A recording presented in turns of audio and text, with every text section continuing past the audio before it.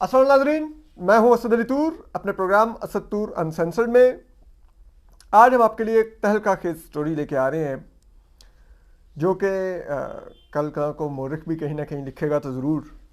लेकिन हम आपके लिए ये एक्सक्लूसिवली लेके आ रहे हैं और ये बहुत बड़ी तहलका खेज स्टोरी है। ये है जो पाकिस्तान के आर्मी चीफ हैं इस वक्त, जनरल आसिम मुनीर। इनकी तैनाती कितने बड़े आग के दरिया पार करके हुई और कैसे खून की नदियां भी बह सकती थीं, एक जमहूरी हुकूमत घर भी जा सकती थी,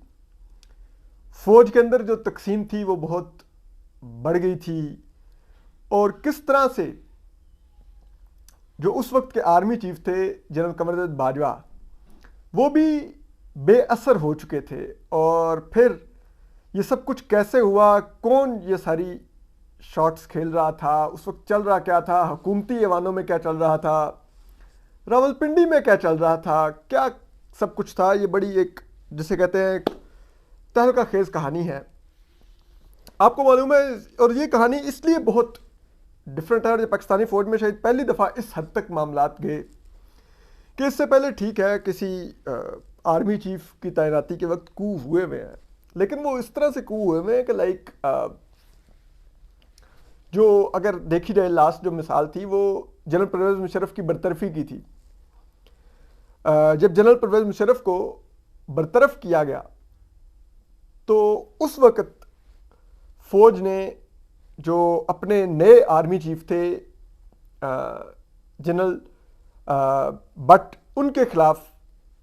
वो कू कर दिया और जनरल बट को, जो कि उस वक्त DGISI थे, उन्होंने आर्मी चीफ नहीं लगने दिया। यहाँ जनरल ज़ियाउद्दीन बट उनका नाम था, लेकिन यहाँ पर सूरत हाल मुख्तलिफ थी। यहाँ पर ना तो जनरल कमरजद बाजवा बरतरफ हो रहे थे और ना ही जो जिसे कहते हैं कि वज़ीर आज़म किसी को, जिसे कहते हैं वो एक आर्मी चीफ को निकाल के दूसरे को लगा रहे थे। एक आर्मी चीफ थे वो 29 नवंबर को अपनी मुद्दत पूरी करने जा रहे थे और वज़ीर आज़म ने आईनी इख्तियार करके उनकी जगह पे नया आर्मी चीफ तैनात करना था। जो लेफ्टिनेंट जनरल्स 6 रेस में थे उनमें से किसी एक को उन्होंने आर्मी चीफ तैनात करना था, लेकिन उसके बावजूद यहाँ पर कुछ लेफ्टिनेंट जनरल्स उन्होंने एक ग्रुप बना लिया और उन्होंने फैसला ये कर लिया कि हम किसी भी सूरत में जो आसिम मुनीर हैं लेफ्टिनेंट जनरल जो थे उस वक्त, इनको हम आर्मी चीफ नहीं बनने देंगे और जो भी आर्मी चीफ बनेगा वो हम में से बनेगा। अब ये ग्रुप किस तरह से बना? ये ग्रुप था 76 लॉन्ग कोर्स का, ठीक है। तो ये 76 लॉन्ग कोर्स के जो जर्नैल थे ये इस ग्रुप का हिस्सा थे, जो बुनियादी तौर पे बनाया हुआ जो था, और इन सब को आप कह लें कि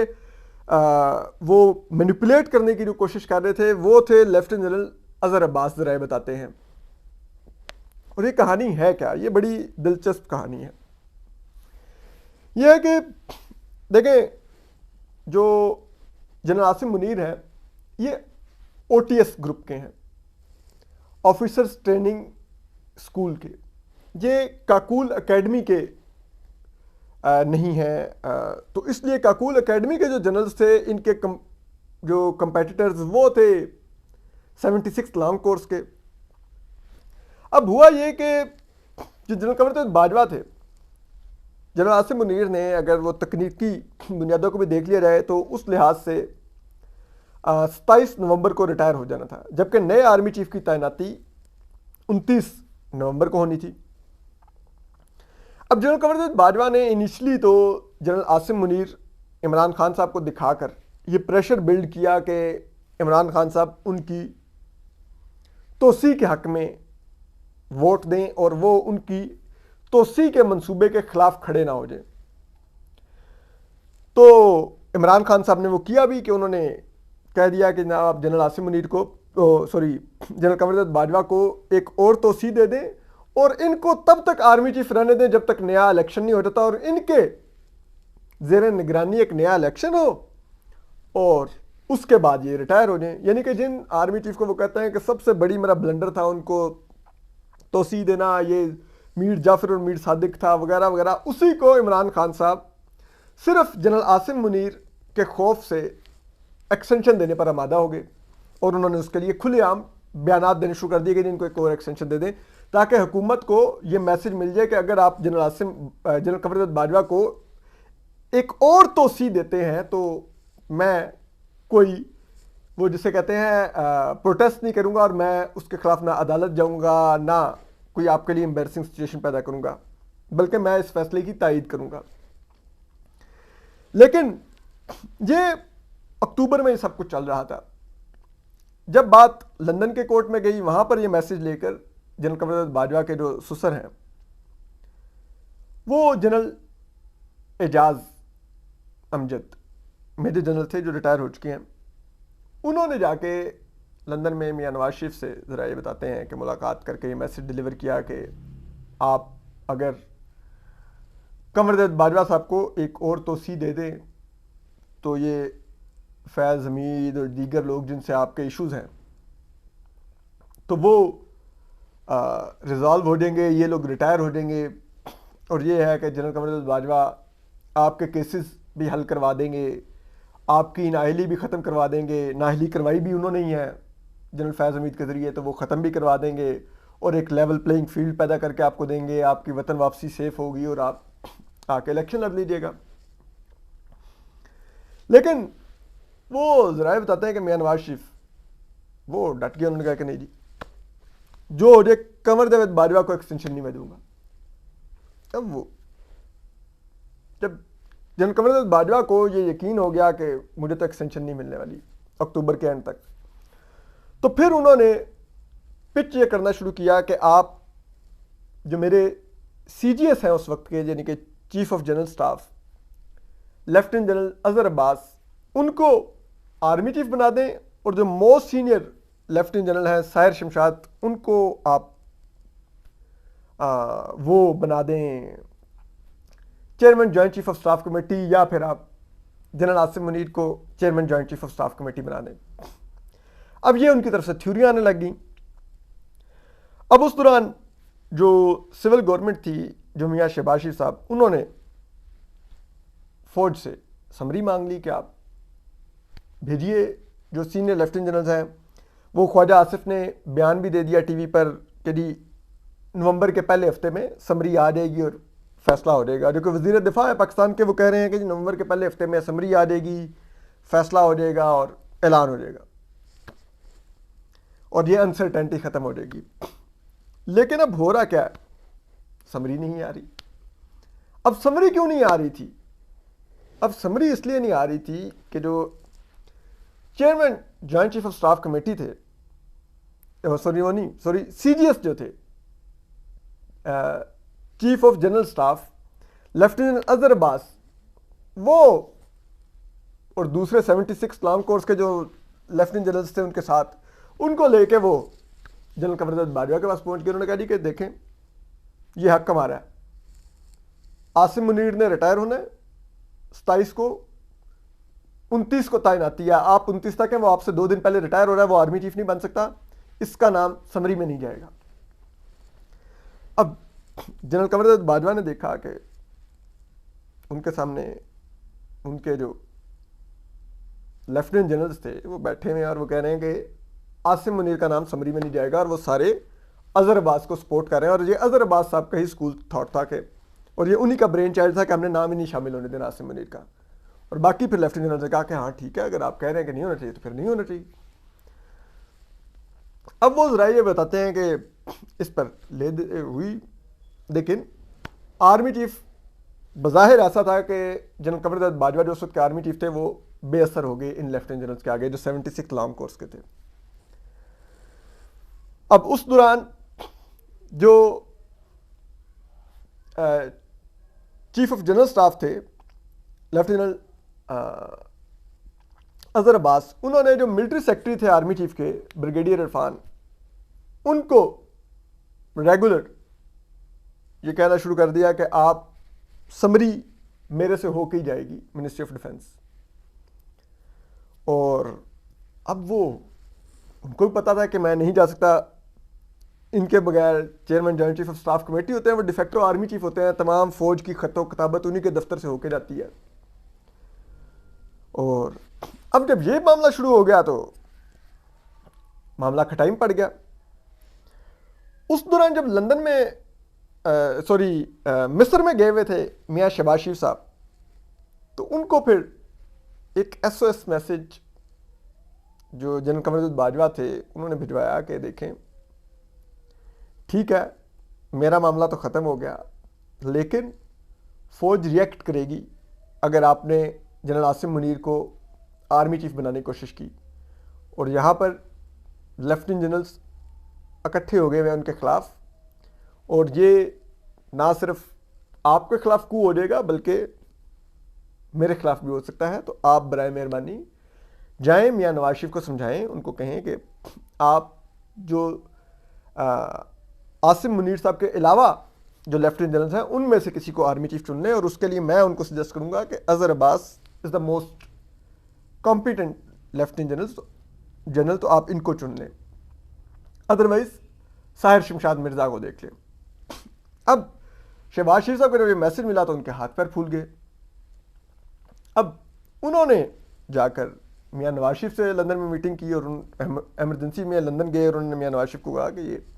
पीछे तो ये हालात पैदा हो गए हैं, अब क्या करें। अब जब ये मियाँ नवाज शरीफ को मैसेज मिला तो ज़रा ये कहते हैं कि मियाँ नवाज शरीफ ने सुना और उन्होंने कहा अच्छा चलो उनको कू कर दे, हमारे तो आगे कश्तियाँ जल गई हैं सारी, जो पिछले 6 माह में हुआ है हमारे पल्ले तो हमारा पॉलिटिकल कैपिटल तो सारा जल गया इसके अंदर, तो उनको कोई कू कर दे ताकि एटलीस्ट हमारे पास भी कुछ अवाम के पास जाने का जवाब तो हो कि इन्होंने हमें निकाला है ताकि हम भी लड़ सकें। फिर इमरान खान भी तो यही बयानियाँ लेके फिर रहा है, तो फिर हमारे पास भी बयानियाँ तो, हम तो बयानियाँ भी हमारे पास नहीं है। तो उन्होंने कहा कि आप उनको कहीं कू कर दें, हमें कोई परवाह नहीं है। अब यहाँ पर जो लेफ्टिनेंट जनरल अजहर अब्बास साहब वगैरह थे, इन लोगों ने जनरल कमरुद्दीन बाजवा को कहा कि जी अगर ऐसा ही है, अगर ये डटे हुए हैं तो हम कू कर देंगे, इनका तख्ता उलट देंगे, आपको हम नहीं हटाएंगे, आप 29 को रिटायर होइएगा और होते हुए हम में से किसी को आर्मी चीफ लगा के घर चले जाइएगा। तो अब बज़ाहिर खाका ऐसा बन रहा था कि जी जो सिविल गवर्नमेंट है इसके खिलाफ कू होता, army chief general Qamaruddin Bajwa ही रहते, मियाँ शहबाज शरीफ साहब की हुकूमत का तख्ता उलट दिया जाता, फौज आ जाती, और फिर जो आर्मी चीफ थे जनरल कमरुद्दीन बाजवा वो वक्ती तौर पे इंटरम से मार्शल एडमिनिस्ट्रेटर बनते और वो फिर इक़्तिदार जो आर्मी चीफ खुद वो तैनात करते उसको देकर और घर चले जाते, और वो फिर सोचते कि इलेक्शन करवाना है या हमने रहना है या क्या करना है। अब उसके लिए ज़रा बताते हैं कि दिल्ली की बुनियाद पे जो चीफ ऑफ जनरल स्टाफ थे लेफ्टिनेंट जनरल अजहर अब्बास वो मीटिंग्स करते थे, उसमें ये 76 लॉन्ग कोर्स के लोगों को भी वो दावत देते थे कि वो आए। अब कशीदगी तो चल रही थी, नवंबर का मिड से आगे पहुंच चुका था। फिर ये कहते हैं कि जो आखिरी हफ्ता था उसमें एक बड़ी की चाल चली इस सिविल गवर्नमेंट ने। इन्होंने बहुत खामोशी से मैसेज कन्वे किया लेफ्टिनेंट जनरल जो उस वक्त के थे, जो अब chairman joint chief of staff committee है, जनरल साहिर शमशाद मिर्ज़ा, इनको ये मैसेज कन्वे किया गया कि बात सुने, आप ये अजहर अब्बास वगैरह और इन लोगों के साथ मत खड़े हो, आपको हम प्रमोशन देंगे, आपको हम 4 स्टार ही करेंगे, आप 4 स्टार जनरल बनेंगे और आपको हम chairman joint chief of staff committee बनाएंगे। अब जो क्यों लेफ्टिनेंट साहिर शमशाद मिर्ज़ा को अप्रोच किया गया, क्यों इनको टारगेट किया गया, क्योंकि ये कोर कमांडर रावलपिंडी थे और 111 ब्रिगेड भी इन्हीं के अंडर आती थी। तो अगर लेफ्टिनेंट अजहर अब्बास और लेफ्टिनेंट फैज हमीद ने कोई कू करना था तो वो कू तो सिविल गवर्नमेंट के खिलाफ 111 ब्रिगेड ही करती है, वही जाके कब्जा करती है पीएम हाउस पे, पीटीवी पे, वजारतों पे, सब वगैरह जगहों पे। तो वो आती थी कोर कमांडर रावलपिंडी के अंडर 111 ब्रिगेड। तो इनको अगर कू करना था अजहर अब्बास साहब को और इनको क्या नाम है फैज़ हमीद साहब को, तो इनको जनरल साहिर शमशाद मिर्जा को कहना था कि आप 111 ब्रिगेड को ऑर्डर करें कि वो जाके तख्ता उलट दे। लेकिन अब जब साहिर शमशाद मिर्जा इनसे टूट गए, जनरल साहिर शमशाद मिर्जा, तो उन्होंने इनकी मीटिंग्स में जाना छोड़ दिया और उसके बाद इनके पास 111 ब्रिगेड का ऑप्शन ही खत्म हो गया। अब ये सटपटा के रह गए कि ये क्या करें। और फिर उसके बाद इन्होंने आर्मी चीफ जनरल बाजवा पर प्रेशर बरकरार रखा कि आप समरी में आसिम मुनीर साहब का नाम नहीं भेजेंगे। और फिर जो समरी पहली गई, जो कि वापस आ गई, वो समरी कहते हैं कि जो अजहर अब्बास साहब थे उनके हाथों से होकर गई और उन्होंने इंश्योर किया कि इसमें लेफ्टिनेंट जनरल आसिम मुनीर का नाम नहीं होगा, जो कि बाद में पाकिस्तान के आर्मी चीफ बने। और जब वो समरी गई तो मियाँ शहबाज शरीफ साहब को समरी देखी, ख्वाजा आसिफ जब लेके गए उनके पास, उन्होंने कहा ये समरी आई है। और मियाँ शहबाज शरीफ साहब के कान में अपने बड़े भाई मियाँ नवाज शरीफ के अल्फाज गूंज रहे थे कि आर्मी चीफ आसिम मुनीर ही बनेगा, वरना फिर कू होने दें, लेकिन आपने सरेंडर नहीं करना। अगर ये समरी में नाम नहीं भेजेंगे तो आप खुद से उनका नाम अनाउंस कर दें। उस पर फिर कहते हैं कि मियाँ शहबाज शरीफ साहब ने मलिक अहमद खान साहब को बुलाया और उनको बुला के कहा कि यार आप जनरल कमर बाजवा के पास जाएं, उनको कहें कि ये सूरत हाल ऐसी है। तो मैं उनको लेटर लिखवा रहा हूँ ख्वाजा आसिफ से, मिनिस्टर ऑफ डिफेंस से, कि आप लेफ्टिनेंट जनरल आसिम मुनीर का नाम भी समरी में डाल के दोबारा समरी भेजें। और मीनवाइल आप जाके जनरल कमर बाजवा को कन्विंस करें कि ये सूरत हाल बहुत ख़राब हो जाएगी, एम्बैरसिंग सिचुएशन हो जाएगी, आपके लिए भी मेरे लिए भी हालात ख़राब हो जाएंगे, आप मुल्क के हालात देखिए। उस पर कहते हैं कि मलिक अहमद खान साहब आर्मी हाउस के जनरल कमर बाजवा के पास, वहाँ पर एक 2-3 घंटे की एक तवील मीटिंग हुई जिसमें इस तमाम चीज़ को डिस्कस किया गया और उन्होंने जनरल कमर बाजवा को कन्विंस किया कि आप एक समरी दोबारा भेजिए और उसमें आसिम मुनीर साहब का नाम डालिए। उस पर फिर जनरल कमर बाजवा उन्होंने फिर समरी में नाम डाला लेफ्टिनेंट जनरल आसिम मुनीर का और दोबारा समरी भेजी गई। उसके बाद फिर जब जिस सुबह हुकूमत ने मीडिया में नाम लीक किया कि जनरल आसिम मुनीर का आर्मी चीफ का और जनरल साहिर शमशाद मिर्जा का chairman joint chief of staff committee का फैसला हो गया है और समरी सदर ममलिकत को भिजवा दी गई है, तो उसके बाद भी कहते हैं कि लेफ्टिनेंट जनरल जो अजहर अब्बास थे उन्होंने एक मीटिंग कॉल की एंड ही ट्राइड के वो किसी तरह से तमाम लेफ्टिनेंट जनरल्स को अपने साथ इकट्ठा कर लें और एक कू की कोशिश की जाए। लेकिन ज़राए बताते हैं कि उनकी मीटिंग में कोई नहीं आया। इसी वजह से लेफ्टिनेंट जो फैज़ हमीद थे वो तो पहले ही रिटायरमेंट का कर चुके थे, तो फिर जब तैनाती हो गई तो फिर लेफ्टिनेंट अजहर अब्बास ने भी रिटायरमेंट ले ली। हालांकि वो सुपरसीड नहीं हुए थे जनरल आसिम मुनीर से के आर्मी चीफ बनने से, लेकिन उसके बावजूद उन्होंने रिटायरमेंट ली बिकॉज ही न्यू कि जो कुछ उन्होंने किया है तो गालिब इम्कान है कि जनरल आसिम मुनीर इस तमाम मामले पर कोई इंक्वायरी करें और उस इंक्वायरी की सूरत में जो लेफ्टिनेंट जनरल अजहर अब्बास जो रिटायर्ड हैं, ज़राए बताते हैं कि उनके लिए फिर कोई मुश्किलात पैदा होती हैं। तो इसलिए वो फिर रिटायरमेंट लेके घर चले गए और फिर अब जनरल आसिम मुनीर इस वक्त पाकिस्तान के आर्मी चीफ हैं, जनरल साहिर शमशाद मिर्ज़ा पाकिस्तान के chairman joint chief of staff committee हैं। और अब हम आपको इस पर मज़ीद भी अपडेट करते रहेंगे। अपना ख्याल रखिए, सलामत रहिए, अल्लाह हाफिज़।